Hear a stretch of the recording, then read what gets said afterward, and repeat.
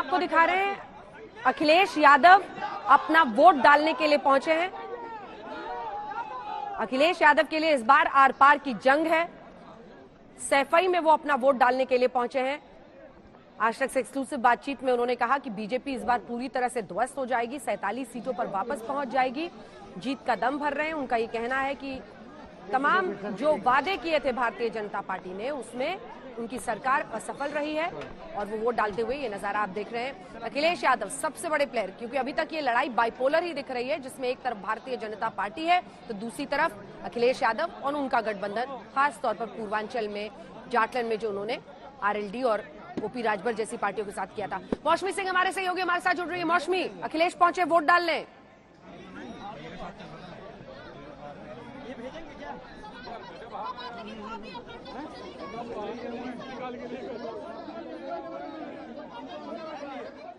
आने का सिलसिला चल रहा है। आप देखिए पीछे यहाँ भीतर गई हैं और आप देखिए कि सबसे पहले अभय राम यादव जो कि मुलायम सिंह के छोटे भाई है वो पहुंचे थे। उसके बाद प्रोफेसर राम गोपाल यादव, शिवपाल यादव, ये सब पहुंचे हैं। काफी मजमा इकट्ठा है यहाँ पे और एक तरह से सिंबॉलिक, संकेतात्मक प्रतीक भी है ये कि यादव परिवार साथ है। पर ये वो वक्त है जब अपर्णा यादव और प्रतीक यादव यहाँ पे नजर नहीं आएंगे। ये पहली बार होगा क्योंकि अक्सर वो भी यहाँ पे वोट डालने आते थे। तो अखिलेश यादव डिम्पल यादव के साथ आए हैं, मुलायम सिंह यादव अभी नहीं पहुंचे हैं। पर जाहिर तौर पे चाहे वो जसवंत नगर हो या करहल हो, इन दोनों सीटों पर समाजवादी पार्टी की नजर है और लगातार चुनौती भाजपा से जो मिल रही है। अब ये विजुअल्स हम लोग आपको दिखाएंगे। प्रदीप दिखाइएगा, जैसे ही अखिलेश निकलते हैं पहले शॉट यहाँ पे आपको नजर आएंगे। पर अंजना, जाहिर तौर पे मैं ये कह रही थी कि यादव परिवार के लिए ये बड़ी चुनौती है, अप्रत्याशित चुनौती है। जिस तरह से योगी आदित्यनाथ हो, अमित शाह हो या बड़े बड़े दिग्गज जो कार्पेट बॉम्बिंग करहल और लगातार यहाँ जसवंत नगर में करते रहे। पिछली बार 2017 में चाचा भतीजे अलग अलग थे, लड़ाई थी और 2 सीटें इटावा से भाजपा जीती थी। क्या देखना होगा कि इस बार सपा कैसा परफॉर्म करती है, क्योंकि उसको लगता है कहीं ना कहीं तीसरा चरण उसके लिए बहुत निर्णायक हो जाता है अगर उसको आगे अच्छा करना है। यहाँ पे तस्वीरें, लगातार भीड़ बढ़ रही है और ये भी लोकतंत्र का एक जश्न आप कह लीजिए अंजना। जिस तरह से यहाँ पे वोटर भी है, पुलिस को काफी मशक्कत करनी पड़ रही है।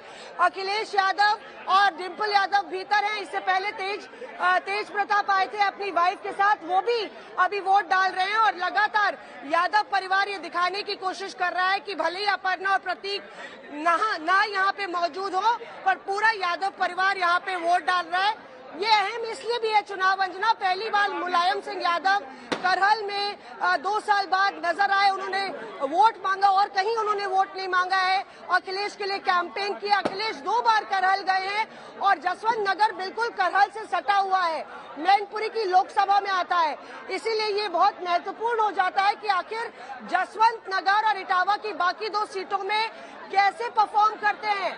यहाँ पे आपको बता दें कि जो चुनाव लड़ रहे हैं अखिलेश के चाचा शिवपाल यादव, वो है तो प्रगतिशील समाजवादी पार्टी के सुप्रीमो, पर जो वो चुनाव लड़ रहे हैं वो साइकिल के सिंबल पे लड़ रहे हैं। तो ये कहा था शिवपाल ने जब हमने उनसे बात की थी कि दिल एक हो गए हैं, पर पार्टी अभी भी अलग अलग है।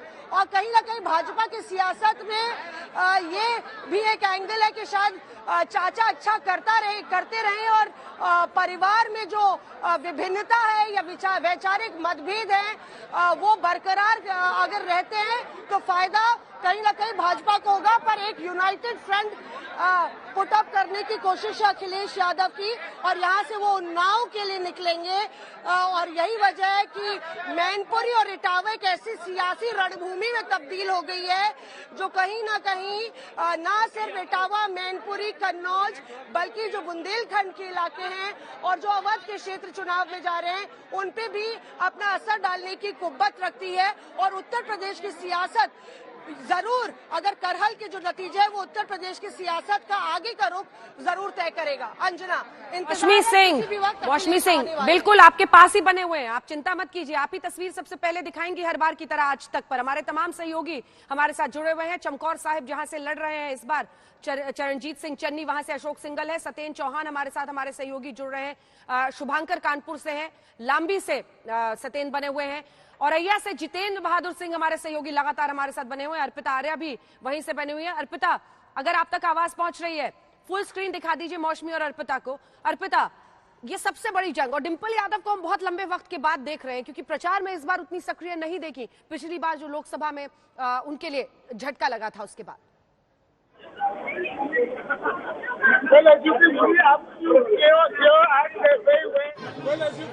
मुलायम सिंह यादव की तस्वीरें आप इस वक्त देख रहे हैं। मौसमी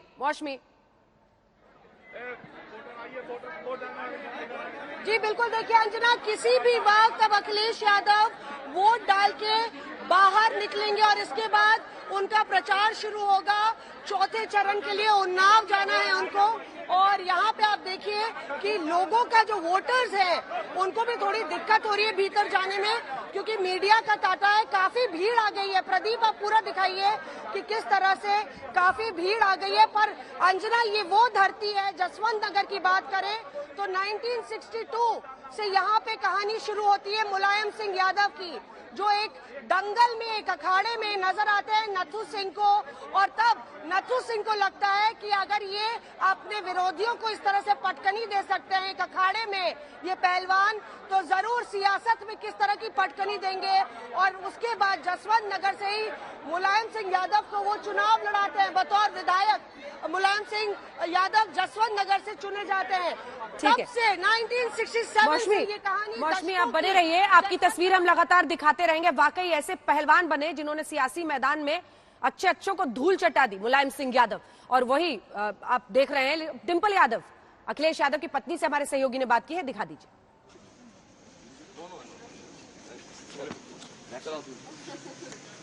Dimple, 2 questions. Crucial election. You prayed well for it. Very crucial election, and I think so. बहुत positive results आने वाले हैं. Are you happy that you have contested in politics, that the family is together? The family is together, and moreover, मैं समझती हूँ उत्तर प्रदेश की जनता इस बार साथ है और वह विकास वाली सोच वाली सरकार लाने के लिए एकमत होके। लॉ एंड ऑर्डर का इशू उठा रही बहुत ज्यादा कि महिलाएं बड़ी खुश हैं। क्या प्लीज? बीजेपी मुद्दा उठा रही है कि लॉ एंड ऑर्डर बहुत अच्छा हो गया, महिलाएं सारी उनके साथ हैं। मैं समझती हूँ बीजेपी की सरकार ने ऐसे परसेप्शन क्रिएट करने की कोशिश की है कि लॉ एंड ऑर्डर अच्छा है, पर हकीकत ऐसी नहीं है। हमें रोज आए दिन घटनाएं सुनने को मिलती है और महिलाओं के साथ तो उत्पीड़न के मामले बड़े हैं, जैसे कि हमारे पास एनसीआरबी की रिपोर्ट्स भी हैं। और समाजवादी पार्टी ने तो डायल 100 और 1090 नाम की ऐसी सेवाएं शुरू की थी जिससे कि लॉ एंड ऑर्डर और बेहतरीन हो। और मैं समझती हूँ जब समाजवादी पार्टी की सरकार बनेगी तो और लॉ एंड ऑर्डर पे काम किया जाएगा। और हमारे राष्ट्राध्यक्ष जी ने भी कहा है कि जो लॉ एंड ऑर्डर बिगाड़ने की बात करता है तो वो समाजवादी पार्टी को वोट ना करे। Thank you very much, we wish you luck. तो डिंपल यादव से आपने ये खास बातचीत देखी। आज तक से बातचीत करते हुए उन्होंने कहा कि कानून व्यवस्था बदहाली की तरफ गई है। मौसमी जी देखिए, आप अखिलेश यादव आपको नजर आ रहे होंगे। अखिलेश यादव निकले, पर वो बाहर कैसे निकले यहाँ से ये उनको समझ में नहीं आ रहा है, क्योंकि काफी भीड़ है और यहाँ पे डिंपल यादव भी उनके साथ खड़ी हुई हैं, कोशिश कर रहे हैं वो मीडिया से बात करने की। पर आपको बता दें कि राम गोपाल यादव ने ये कहा है कि अखिलेश यादव ने अकेले ही पानी पिला दिया यहाँ पे पूरी भाजपा को। तो दिलचस्प है, इस वक्त ये वो वक्त है जब अखिलेश यादव 2012 के बाद दोबारा एक बारी 2022 में जीत की उम्मीद लगाए बैठे हैं। और लगातार भाजपा ने जिस तरह से सारी ताकत झोंक दी है, लगातार ये कहा जा रहा है भाजपा की तरफ से।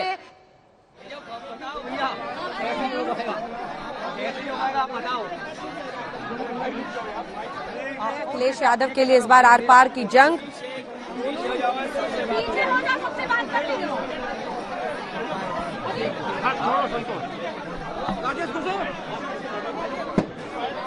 देखकर उनके लिए बोल पाना मुश्किल हो रहा है।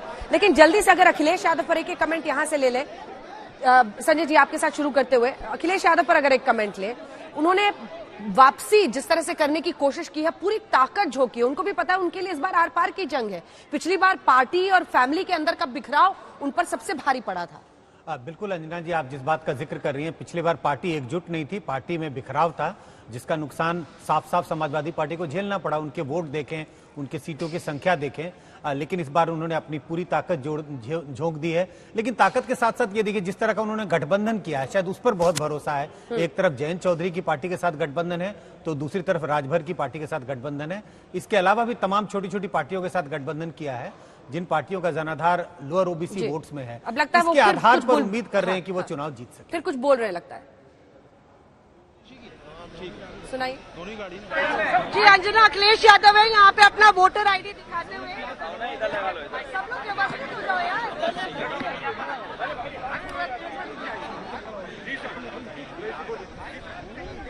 आपने वोट डाला आज, क्या नतीजा है?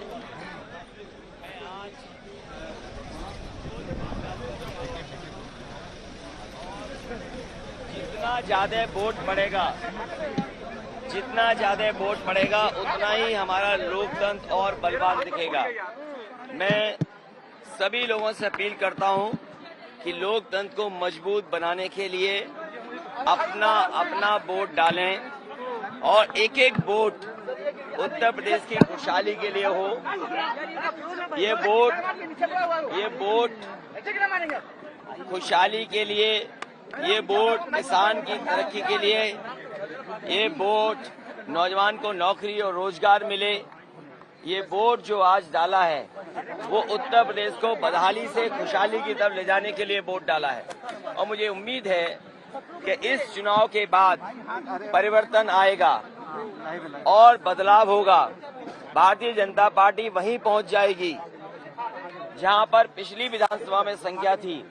न किसानों की आय दोगुनी हुई, न नौजवानों को नौकरी रोजगार मिला, महंगाई बढ़ी, बड़े बड़े आयोजन हुए इन्वेस्टमेंट के, डिफेंस एक्सपो हुआ, लेकिन यहाँ के नौजवानों के हाथ में न नौकरी मिली न रोजगार मिला। जो मुख्यमंत्री कहते हैं हम 24 घंटा काम करते हैं, आखिरकार 11 लाख पद सरकारी क्यों खाली हैं? पिछले कई वर्षों से फौज की भर्ती क्यों नहीं हो पाई? ये तमाम सवाल ऐसे हैं जिनका जवाब भारतीय जनता पार्टी के पास नहीं है। और भारतीय जनता पार्टी क्योंकि जवाब नहीं दे सकती है, इसीलिए उनकी भाषा बदली हुई है। कानून व्यवस्था के लिए आप वोट दीजिए भाजपा। आज ही जहां तक कानून व्यवस्था का सवाल है, जो एनसीआरबी के आंकड़े कहते हैं, और वो साबित भी हो रहा है, सबसे ज्यादा असुरक्षित महिलाएं और बेटियां कहीं हैं तो उत्तर प्रदेश में, जहां राजधानी। क्या मुख्यमंत्री जो कानून व्यवस्था की बात करते हैं, क्या ये बताएंगे कि पुलिस की कांस्टेबल बिजनौर की रहने वाली कुछ दिनों से लापता थी, अब पीजीआई के नाले में उसकी लाश मिली है?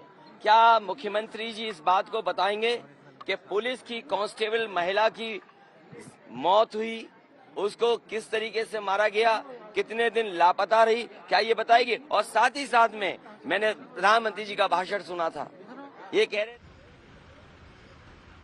घर नाले में उसकी लाश मिली है।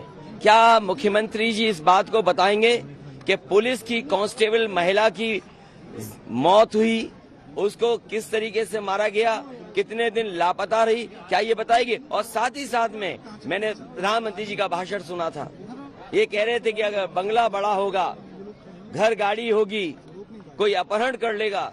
आप बताइए, अपहरण हुआ आगरा से एक व्यापारी के बेटे का, 2 दिन वो फिरौती नहीं दे पाया, 25 लाख की मांग थी। क्या उनके बेटे की हत्या हो गई कि नहीं हत्या हो गई? मैं ये 2 उदाहरण देता हूँ। क्या मुख्यमंत्री जी सो रहे थे जब हेड कांस्टेबल या कांस्टेबल लड़की को लापता होकर के लाश मिली है पीजीआई नाले में? क्या मुख्यमंत्री जी इस बात के लिए बताएंगे कि दोषी कौन है? क्या मुख्यमंत्री जी सजा दे पाएंगे जिसकी वजह से जान गई है?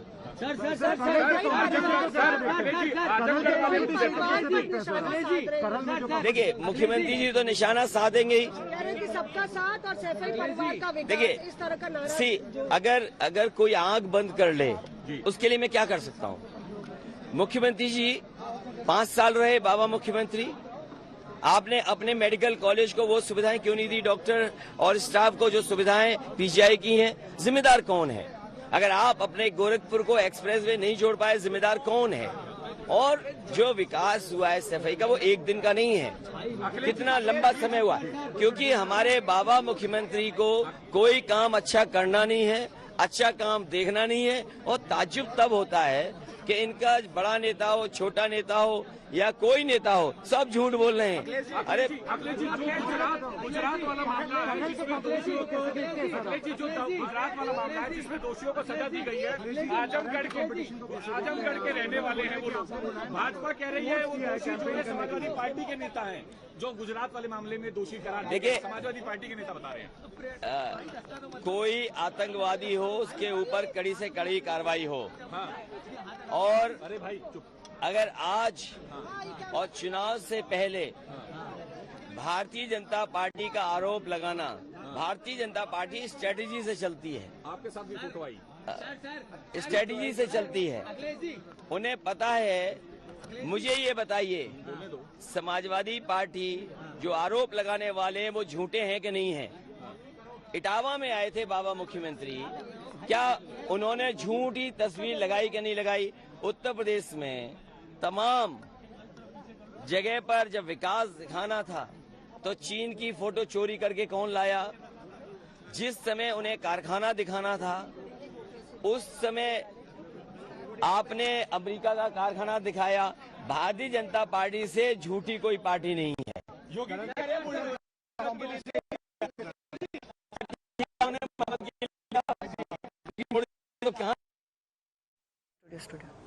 तो अखिलेश यादव को आप सुन रहे हैं। अखिलेश यादव, उनसे सवाल पूछा गया। दरअसल अहमदाबाद के 2008 के धमाकों में जो दोषी करार दिए गए हैं उनमें से एक मोहम्मद सैफ के पिता शादाब के साथ उनकी तस्वीर थी, जिसको लेकर उन्होंने कहा कि बीजेपी झूठी पार्टी है। इससे पहले भी उन्होंने कई फोटोशॉप तस्वीरें। डिंपल यादव बोल रही है, सुनिए। मुझे अच्छी तरह से याद है कि 2017 के चुनाव हुए थे तब एनसीआरबी के आंकड़े आए थे, क्योंकि 100 नंबर की जो सेवाएं शुरू की गई थी, 1090 की जो सेवाएं शुरू की गई थी, उसकी वजह से महिलाओं के जो आंकड़े हैं ये कम हुए हैं 2017 में। और अब ये 5 साल बाद ये एकदम बढ़ के आए हैं।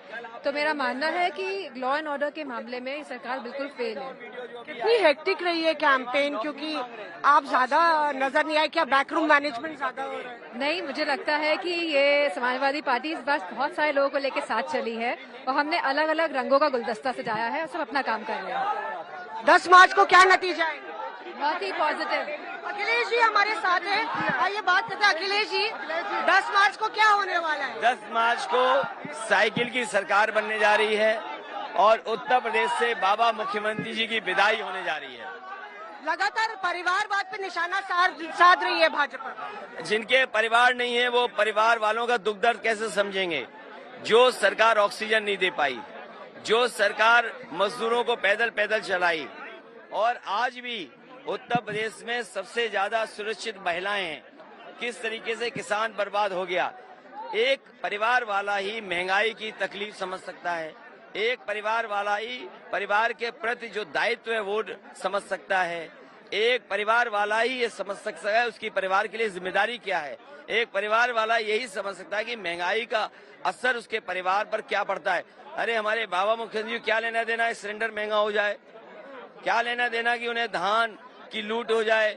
खाद नहीं दे पाए जो बाबा मुख्यमंत्री, जो डीएपी नहीं दे पाए, उनसे क्या बोलना है उसके लिए? पहले 3 चरण, आज तीसरे चरण में कैसा करें, काफी निर्णायक माना जा रहा है। ये जैसा पहले दूसरे चरण में वोट पड़ा था वैसा ही इस चरण में भी वोट पड़ेगा। डिंपल आपके साथ है क्या? महिलाओं का वोट पड़ेगा? मैं तो महिलाओं से भी अपील करूंगा कि ज्यादा से ज्यादा महिलाएं आएं और मतदान करें उत्तर प्रदेश की खुशहाली और तरक्की के लिए। शुक्रिया हमसे बात करने के लिए। तो ये थे अखिलेश यादव, आज तक से बात करते हुए। अंजना, मौसमी, आप लाइव हैं इस वक्त आज तक पर, पूरी बातचीत हमने सुना दी है। दे रहे हैं बिल्कुल। और दिलचस्प ये है कि देखिए, एक वक्त पर लाल टोपी को रेड अलर्ट कहकर बीजेपी ने ललकारा था। आज एक संकेत डिंपल यादव भी अपने कपड़ों के जरिए दे रही हैं क्या?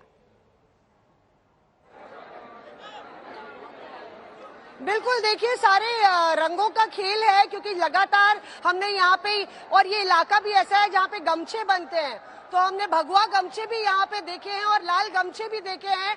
जसवंत नगर में हैंडलूम का काफी व्यापार होता है और बनता भी है। तो दिलचस्प ये है कि रंग के जरिए सियासत भी हो रही है, पर आखिरकार 10 तारीख को किसका रंग चढ़ेगा ये देखना होगा। पर बिल्कुल मौसमी रिले रेस में सीधे चलते हैं अब अर्पिता के पास, क्योंकि अब अखिलेश वहां पर पहुंच गया। अर्पिता बिल्कुल, देखिए अंजना, ये गाड़ी आप देख रहे हैं, इस गाड़ी में अखिलेश यादव बैठ चुके हैं, उनके साथ डिंपल यादव इस वक्त मौजूद हैं और यहाँ पर देखिए वोट डाल के अपनी बातें कहते हुए अखिलेश यादव निकल रहे हैं, लेकिन चारों तरफ उनके फैंस जो है पूरी तरीके से गाड़ी को घेरे हुए नजर आ रहे हैं। ये उत्साह उनके घर पर जब वो मौजूद है तो लोगों के बीच में है, जो आपने देखा। और इसी के साथ साथ अखिलेश यादव आश्वस्त दिख रहे हैं, कॉन्फिडेंट दिख रहे हैं, लेकिन उन सब के बीच जो भीड़ है, मैं जल्दी से वो भीड़ भी आपको जल्दी से दिखा दूं अंजना। ये गढ़ समाजवादी पार्टी का, और कितनी भीड़ यहाँ पर आपको नजर आ रही होगी चारों तरफ। तो ये हाल सफाई का है, ये हाई प्रोफाइल सीट जहाँ पर मतदान डालने के लिए सुबह से लोग पहुंच रहे हैं और कई बड़े बड़े नेता, शिवपाल यादव यहाँ पहुंचे, रामगोपाल यादव यहाँ पहुंचे, अखिलेश यादव अब से थोड़ी देर पहले जैसे हमने आपको तस्वीरें दिखाई यहाँ पर मौजूद थे अपनी पत्नी डिंपल के साथ, और अब वो वहां से रवाना हो गए। जिस गढ़ को जीतना है, जिस सीट को जीतना है, वो है करहल। कुमार अभिषेक हमारे साथ जुड़ गए वहां से। अभिषेक, बड़ी चुनौती इस बार अखिलेश यादव के लिए, पूरे दमखम के साथ जो तस्वीरें हम दिखा रहे थे। अभिषेक। बिल्कुल अंजना, बहुत हॉट सीट है और बड़ी चुनौती भी है। पहली बार है जब ये सीट चुनौती में आ रही है, क्योंकि ये सीट 89 से लेकर आज तक अगर देख लें तो समाजवादियों का गढ़ रहा है, लेकिन इस बार एसपी सिंह बघेल उतरे हैं और कहीं ना कहीं इस मामले को उन्होंने रोचक बना दिया है। हमारी जब लोगों से बात हो रही थी तो ये मानकर चल रहे थे कि अखिलेश यादव आए हैं तो आराम से जीत जाएंगे, जैसी चर्चा हुई, लेकिन जैसे ही एसपी सिंह बघेल का नाम आया उसके बाद से ये सीट रोचक होती हुई दिख रही है। बड़ा कांटे का संघर्ष हो सकता है। हालांकि अगर सामाजिक समीकरण की बात कर लें तो यहाँ पर 1,40,000 के आसपास अकेले यादव हैं, यानी यादव लैंड के बीच का ये यादव लैंड है और ये सुरक्षित सीटों में से एक है। मुलायम सिंह का ये इलाका है, मुलायम सिंह पढ़े हैं यहाँ पर, उन्होंने यहाँ पढ़ाया है, यहाँ के कॉलेज के उस संरक्षक हैं, तो कहीं ना कहीं वो असर है। साथ साथ ये शाक्य बहुल इलाका भी है, यहाँ पे शाक्य भी हैं, जो हम लोगों ने बात की थोड़ा बहुत कह ले तो जो अखिलेश यादव ने एक अपना गठबंधन बनाया उसका भी थोड़ा असर कहीं दिखाई दे रहा है। लेकिन कुल मिलाकर सबसे हॉट सीट है ये इस वक्त उत्तर प्रदेश की, और जो लोग हैं वो वोटिंग कह सकते हैं कि वोटिंग करने के लिए निकले हैं और अच्छी तादाद में निकले हैं। आप देखिए मेरे पीछे जो लोग हैं ये सब जा रहे हैं वोटिंग करने, और बहुत सारे लोग वोट करने के लिए यहाँ पर पहुंच रहे हैं, लेकिन नजरें इस ओर जरूर टिकी हुई हैं अंजना कि इस सीट पर क्या होगा। ठीक है, लगभग 35%, जो आपने 1.25 लाख यादव बताया, लगभग 35% के आसपास यहाँ पर यादव वोट है, सेफ सीट। इसीलिए शाक्य बघेल उसके बाद आते हैं दूसरे तीसरे नंबर पर, और इसीलिए एसपी सिंह बघेल को इस बार बीजेपी ने उतारा है। रामगोपाल यादव कहते हैं बलि का बकरा उन्हें बनाया है, लेकिन बहरहाल अब वोटिंग वहां पर चल रही है। तमाम हमारे सहयोगी जिनसे जल्दी जल्दी एक रिएक्शन लेंगे। अशोक सिंघल, चमकौर साहिब और चरणजीत सिंह चन्नी, वही मुख्यमंत्री जो बार बार अपने आप को गरीब दलित सीएम के तौर पर सामने रख रहे हैं। भगवंत मान को लेकर वो टिप्पणी लगातार करते हैं। तीसरी तरफ अगर हम देखें तो शिरोमणि अकाली दल लगता है यहां की बीएसपी हो गई है, लेकिन पूरी जो जंग दिख रही है। जल्दी से चमकौर साहब, मुख्यमंत्री चन्नी की सीट से रिपोर्ट।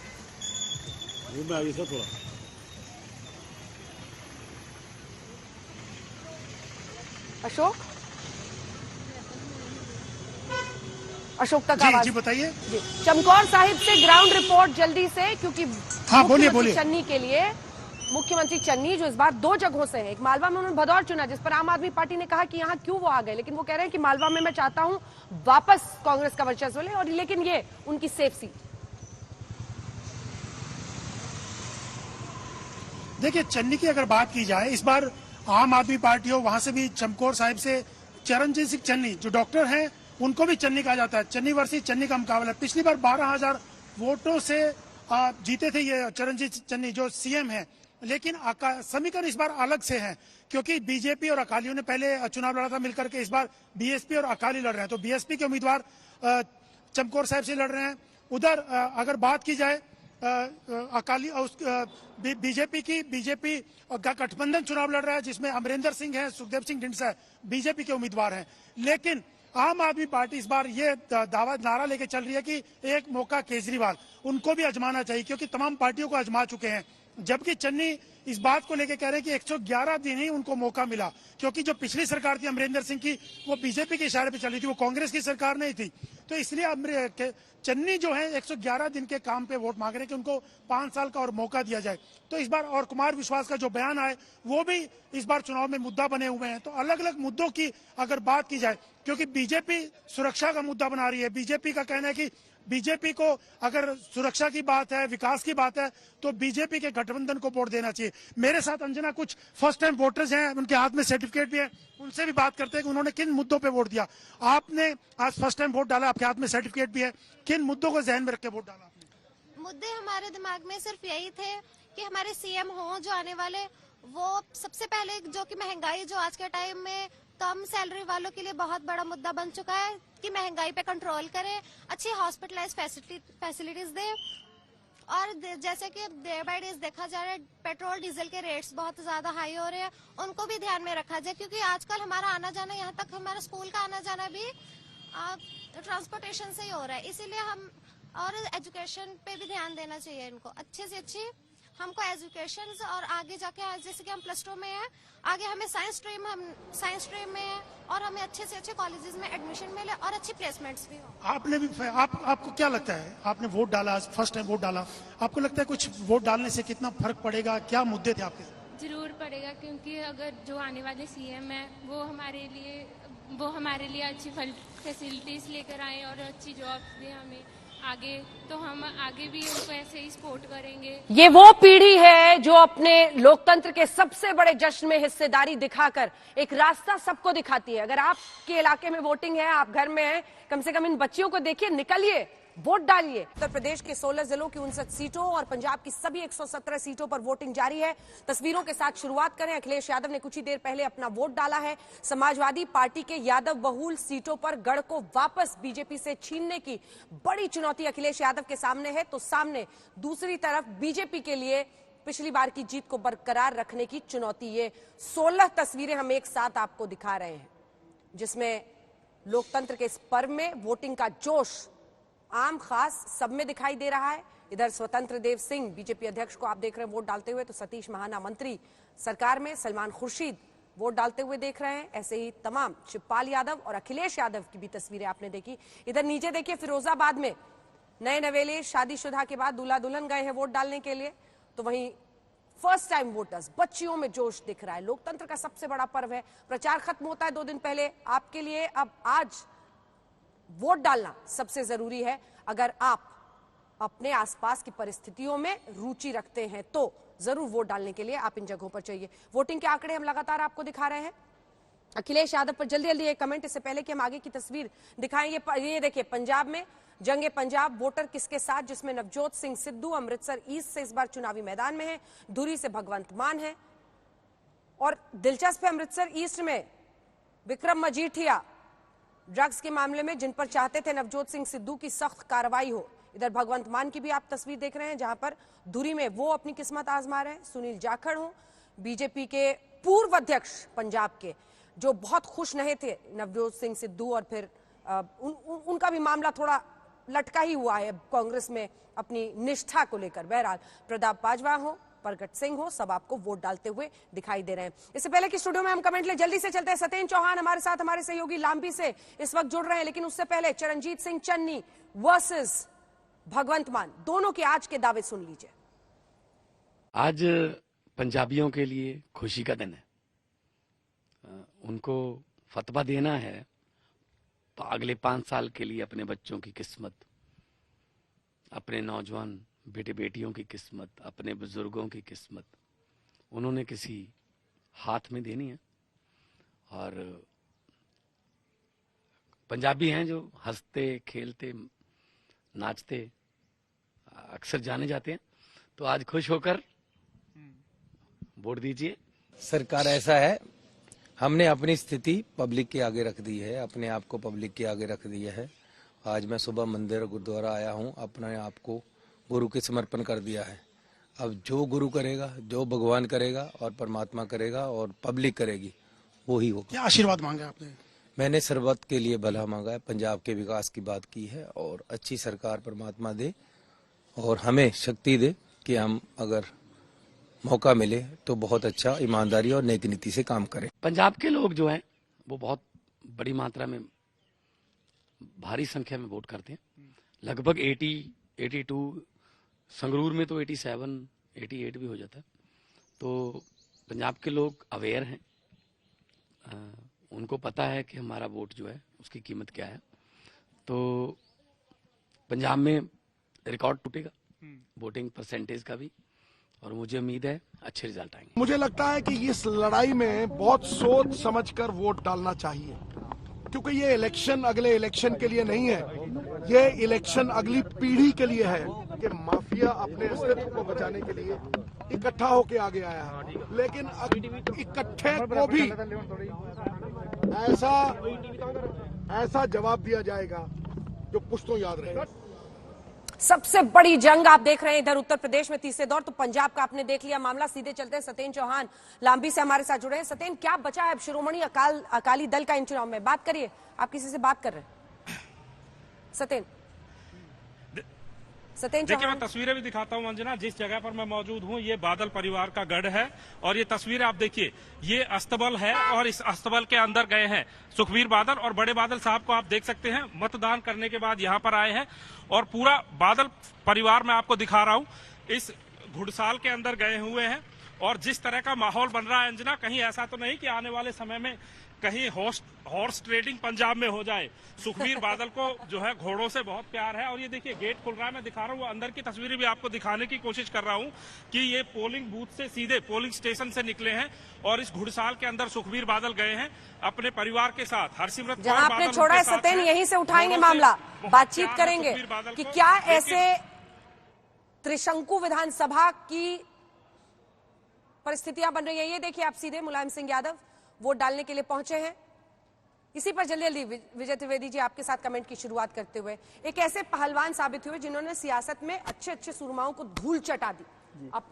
लेकिन अब उनके लिए आप ऐसी, उनकी तबीयत भी ठीक नहीं रहती है, उनको उम्मीदवार भी वहां का अपने बेटे का नाम बताना किसी और को पड़ा, लेकिन इन सब के बीच भी पूरी ताकत इस बार एकजुट परिवार दिखाते हुए अखिलेश झोंक रहे हैं। बिल्कुल बिल्कुल, अखिलेश जो हैं अंजना जी इस बार सेंट्रल फेस है इस इलेक्शन के। और आप ध्यान करें 2017 में जिन अखिलेश यादव की वजह से समाजवादी पार्टी टूट गई, परिवार बिखर गया, अलग अलग हो गए, चाचा अलग हो गए, पिता अलग हो गए, सब लोग अलग अलग हो गए, आज 2017 के बाद 2022 में अखिलेश यादव की वजह से पूरी समाजवादी पार्टी फिर से एकजुट हो रही है, परिवार एकजुट हो रहा है। और अभी हम लोग देख रहे थे कि वो सैफई सीट पर जो जसवंत नगर सीट है वहां वोट डालने गए थे उन चाचा के लिए जिनके खिलाफ पूरा का पूरा इलेक्शन लड़ा गया था, वो चाचा को अपने साथ ले आए हैं। तो ये सेंट्रल फेस अखिलेश ने अपने आप को बना दिया है और परिवारवाद से और यादववाद से दूर रखने के लिए उन्होंने क्या किया, आपने देखा कि डिंपल यादव आज पहली बार दिखाई दी है। तो परिवार को उन्होंने दूर रखा इस चुनाव में और यादव को दूर रखा है।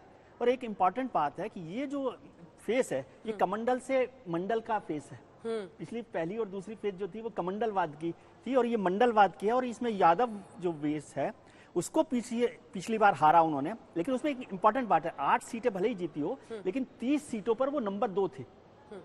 हालांकि जैसे संजय जी जिक्र करेंगे वो 30,000 25,000 से बीजेपी ने जीती है, लेकिन वो जो है 30 सीटें सेकंड नंबर पर थी। और एक इंपॉर्टेंट बात है, उन्होंने कहा 30 सीटें ऐसी जिस पर 30,000 से ज्यादा के मार्जिन से बीजेपी जीती। 30 सीटें ऐसी हैं जिस पर समाजवादी पार्टी दूसरे नंबर पर रही है, 8 ही सीटें जीती है। और इंपॉर्टेंट बात मैं एसपी बघेल के लिए बोलूं, मुझे याद आ रहा था कि भारतीय जनता पार्टी ने पश्चिम बंगाल में नंदीग्राम में ममता बनर्जी के कॉन्फिडेंट को, शुभेंदु अधिकारी को लड़ा के पूरे इलेक्शन को बदल दिया था। तो क्या एसपी बघेल जो हैं इस बार खेल कर सकते हैं? हालांकि एसपी बघेल वो हैं जो 3 बार यादव परिवार से हारे, वो अखिलेश यादव से भी हार चुके, वो फिरोजाबाद में डिंपल यादव से भी हार चुके और उनके अक्षय यादव से भी हार चुके। मुलायम सिंह यादव के शिष्य रहे, अखिलेश यादव के सामने आज खड़े हैं। जल्दी से आपसे अग्निहोत्री जी कमेंट, फिर मौसमी, इसके बाद फौरन आपके पास आएंगे। देखिए एसपीएस बघेल जो है वो निश्चित रूप से मुलायम सिंह यादव के सबसे पहले सुरक्षा अधिकारी थे, उसके बाद वो प्रोफेसर हुआ, मुलायम सिंह जी के साथ रहे। वो इस चुनाव को उन्होंने दिलचस्प जरूर बना दिया है, लेकिन जो समीकरण है वो नंदीग्राम जैसा नहीं है। नंदीग्राम में शुभेंदु अधिकारी चूंकि वहीं के विधायक थे, वहीं उनकी जड़ें थी, ममता बनर्जी को ले गए थे वहां पर आंदोलन के दौरान। एसपी सिंह बघेल की वो स्थिति नहीं है। अखिलेश यादव ने इस बार एक जो सबसे उनकी सफलता कही जाएगी, नतीजा जो भी हो, उन्होंने बीजेपी के नैरेटिव के मुकाबले अपने नैरेटिव को बना दिया, बेरोजगारी को, महंगाई को, और एक जो सबसे बड़ा नैरेटिव उन्होंने बनाया कानून व्यवस्था को लेकर के, कि जिसको हर सभा में कह रहे हैं कि जिसको जो कानून तोड़ने वाले लोग हैं वो हमारी पार्टी को वोट न दें। ये एक तरह से उन्होंने उसका जवाब दिया है भारतीय जनता पार्टी का जो कानून व्यवस्था का मुद्दा है। और दूसरी बात उन्होंने परिवार को कर, जिसके पास परिवार नहीं है वो परिवार की तकलीफ क्या जाने, यानी उन्होंने गैस सिलेंडर की कीमत से लेकर एक चीज की कीमत वो कह रहे थे। अपना नैरेटिव मुलायम सिंह यादव को आप देख रहे हैं। हालांकि बेरोजगारी पर चुनाव ले जाने का श्रेय मुझे लगता है बिहार में सबसे पहले तेजस्वी यादव को जाना चाहिए, जो उन्होंने पिछली बार चुनाव में बेरोजगारी के इर्द गिर्द पूरे चुनाव को कर दिया था। बिल्कुल, बार बार कोशिशें होती रही। जल्दी से मौसमी की रिपोर्ट वहां दिखाते हैं। मौसमी, मुलायम सिंह यादव जो पूरा सियासी रण है उत्तर प्रदेश का, वहां पे नजर आए हैं। करहल में उन्होंने प्रचार किया अखिलेश के लिए, और उसके बाद सैफई में भी बस यात्रा निकाली गई। ये तस्वीरें जो आप देख रहे हैं ये अभिनव पोलिंग बूथ की है, जहां पे पूरे यादव परिवार का वोट है। और एक तरीके से यहाँ पे जो संदेश देने की कोशिश है कि जो आपसी कलह थी, आपसी झगड़ा था पिछली बार, जिसके कारण समाजवादी पार्टी का 2017 में सफाया हुआ, वो एक बड़ी वजह थी। यहाँ से यही संदेश देने की कोशिश है कि पूरा परिवार साथ साथ है। दिलचस्प ये भी है कि प्रतीक यादव, अपर्णा यादव नहीं है, इसके बावजूद भी आप देखिए अखिलेश डिम्पल के साथ नजर आते हैं, शिवपाल रामगोपाल के साथ नजर आते हैं, और लगातार करहल से तेज प्रताप कमान संभालते हैं अखिलेश के लिए। यहाँ पे नेताजी को लेके लगातार उन्होंने एक बहुत भावनात्मक अपील की थी जब वो प्रचार भी कर रहे थे।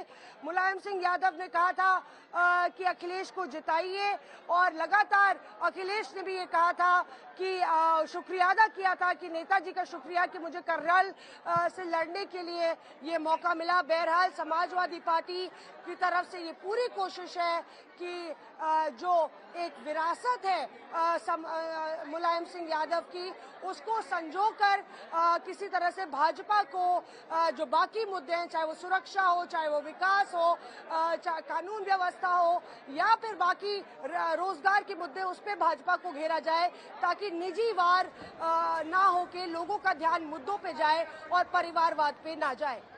शुभांकर कानपुर से हमारे साथ है, आप नजर बनाए रखिए। मौसमी वहां पर जल्दी से शुभांकर के पास चलते हैं। आपकी बात अधूरी रह गई थी, वहां की पूरी जंग, पूरा जो लड़ाई है, शुभांकर बताएं हमारे दर्शकों को। और पोलिंग बूथ में अब लगभग 11:15 होने वाले हैं, जोश है या नहीं? अंजना, अगर आंकड़ों की बात करेंगे तो 11 बजे तक केवल 16.62% वोट पड़े, जो शहर के मुकाबले काफी कम है।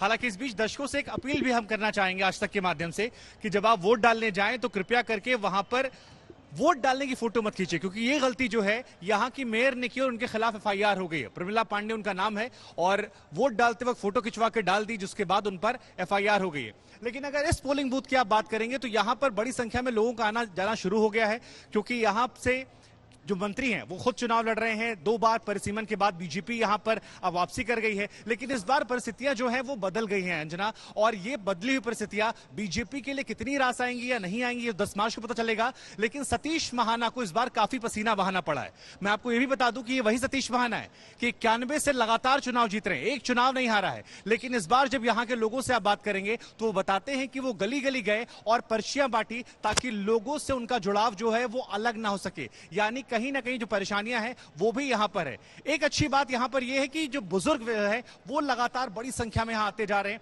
एक के बाद एक। कई सारे वोटर्स यहां निकले। जरा बात करते हैं, आप फर्स्ट टाइम वोटर है सर? नहीं, सेकंड टाइम वोटर है। तो यहां पर किन मुद्दों को दिमाग में रखकर आपने वोट दिया? पहली बात तो यहाँ पे डेवलपमेंट बहुत हुआ है, और साथ में सबको साथ लेके चलते हैं यहाँ पे, और यही मेन उनका है कि सबसे बड़ी बात लेडीज के लिए सिक्योरिटी बहुत ज्यादा, हम लोग नहीं घबराते हैं। इसके लिए सिक्योरिटी की बात की मैम, थोड़ा आगे, थोड़ा सा आगे आइए। किन मुद्दों को दिमाग में रखकर, थोड़ा आगे आ जाइए, किन मुद्दों को दिमाग में रखकर वोट किया आपने? विकास को देख के और अपनी सेफ्टी को देखते हुए। तो सेफ्टी को देखते हुए, हाँ जी। सर आपके जहन में क्या था वोट डालते? सर सेम कुछ कहना चाहेंगे, क्या जहन में था वोट डालते? क्योंकि आफ्टर मतलब जो गवर्नमेंट अगर जो हमारी बनती है डेवलपमेंट अच्छा होगा और ज़्यादा से ज़्यादा डेवलपमेंट अच्छा होगा, फ्यूचर हमारा अच्छा होगा, जो न्यू जनरेशन है उनके लिए अच्छा होगा सब। ये हिंदू मुसलमान के मुद्दे नहीं थे आप लोग के साथ? सेम अंजना, देखा आपने ये बड़ी बात। सर आपने किस मुद्दे पर वोट दिया? अभी दिया नहीं, देने जा रहा हूँ। तो क्या दिमाग में रहेगा जब आप वोट डालने जाएंगे? आगे की जनरेशन को देखना है ताकि उनके लिए दिक्कत ना आए। हमारे फैसले गलत अगर होंगे तो आगे की पीढ़ी को दिक्कत होगी, तो बहुत सोच समझ के डालना है। तो अंजना देखिए, ये लोग जो बातें कर रहे हैं वो बहुत मैच्योर बातें हैं और हर कोई यही कह रहा है। आपने बाबा जी वोट दिया? आपने इधर आए, थोड़ा आगे आइए। क्या था आपके मन में जो आप वोट देने जा रहे थे? सामने सामने सामने। हमारे मन में क्या है? क्या सोच के वोट देने गए थे? देश का भला हो, कल्याण हो।